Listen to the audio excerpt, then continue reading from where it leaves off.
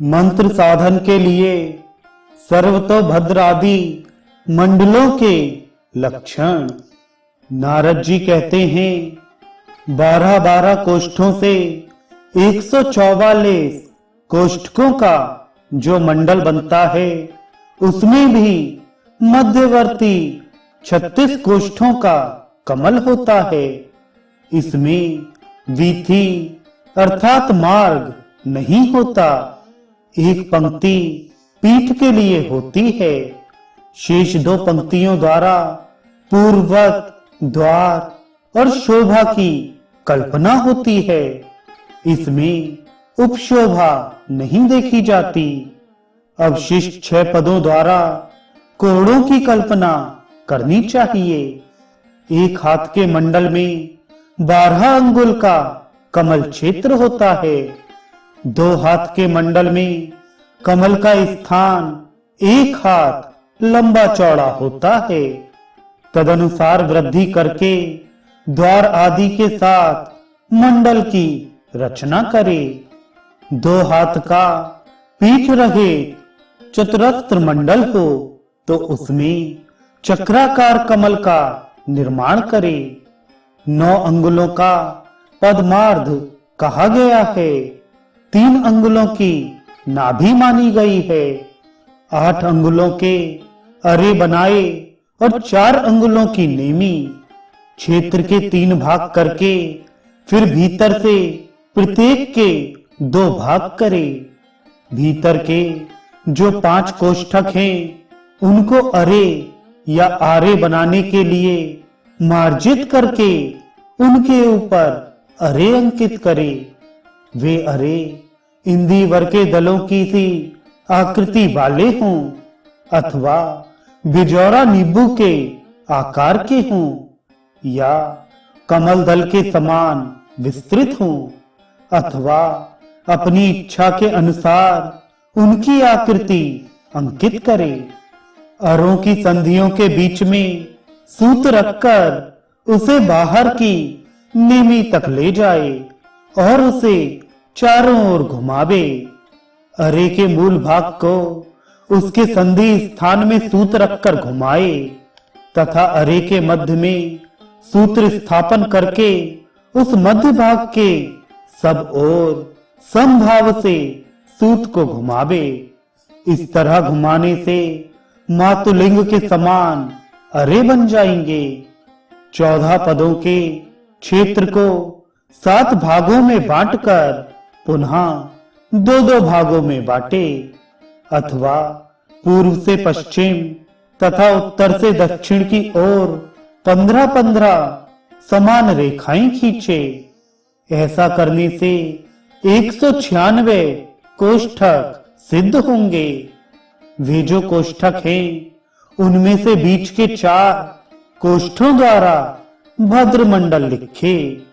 उसके चारों ओर वीथी के लिए स्थान छोड़ दे।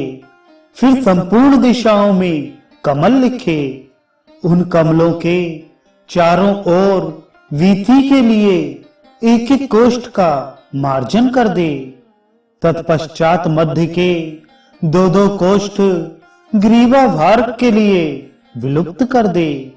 फिर बाहर के जो 4 कोष्ठ हैं, उनमें से 3-3 को सब ओर मिटा दे।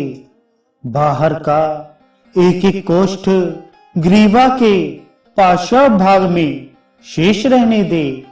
उसे द्वार शोभा की संज्ञा दी गई है। बाह्य कोणों में 7 को छोड़कर भीतर भीतर के 3-3 कोष्ठों का मार्जन कर दे। इसे नवनाल या नवनाभ मंडल कहते हैं। उसकी 9 नाभियों में नवव्यूह स्वरूप श्री हरि का पूजन करे।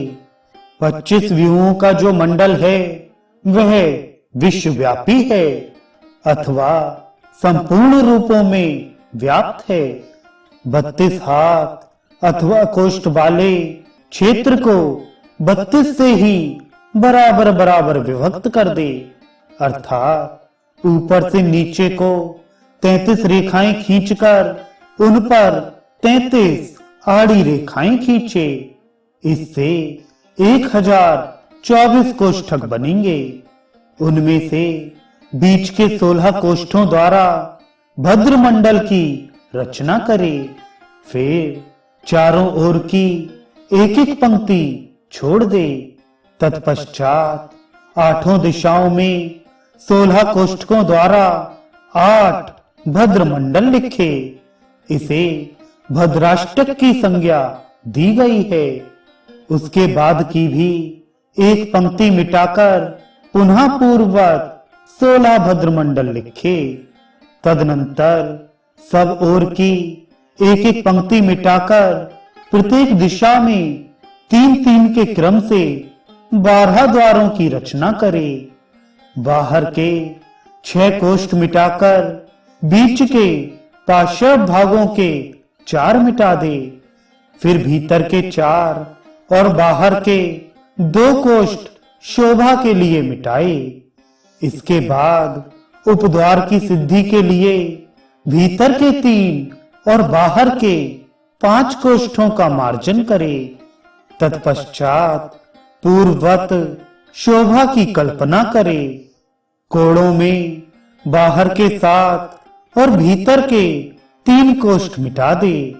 इस प्रकार जो पंचविंशति का व्यूहमंडल तैयार होता है, उसके भीतर की कमल कर्णिका में पर ब्रह्म परमात्मा का यजन करे। फिर पूर्वादि दिशाओं के कमलों में क्रमशः वासुदेव आदि का पूजन करे। तत्पश्चात पूर्ववर्ती कमल पर भगवान बराह का पूजन करके क्रमशः संपूर्ण अर्थात 25 व्यूहों की पूजा करे। यह क्रम तब तक चलता रहे जब तक 26वें तत्व परमात्मा का पूजन ना संपन्न हो जाए। इस विषय में प्रचेता का मत यह है कि एक ही मंडल में इन संपूर्ण कथित व्यूहों का क्रमशः पूजन यज्ञ संपन्न होना चाहिए। परंतु सत्य का कथन है कि मूर्ति भेद से भगवान के व्यक्तित्व में भेद हो जाता है। अतः सबका पृथक पृथक पूजन करना उचित है।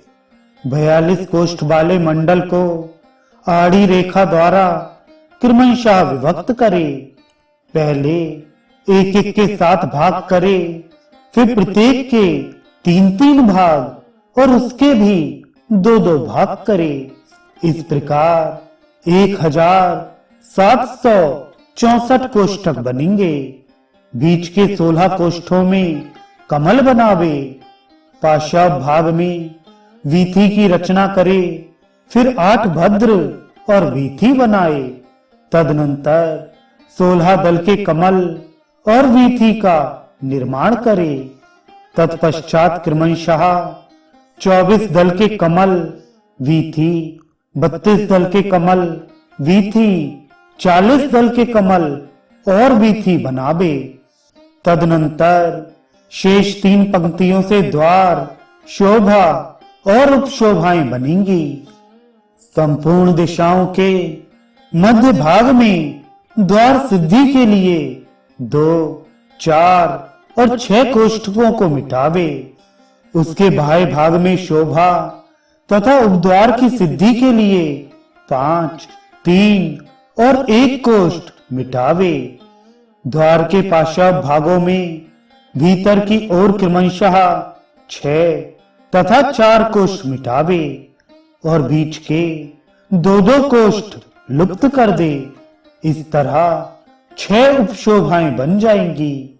एक एक दिशा में 4-4 शोभाएं और 3-3 द्वार होंगे। कोणों में प्रत्येक पंक्ति के 5-5 कोष्ठ छोड़ दे, वे कोण होंगे। इस तरह रचना करने पर सुंदर अभीष्ट मंडल का निर्माण होता है।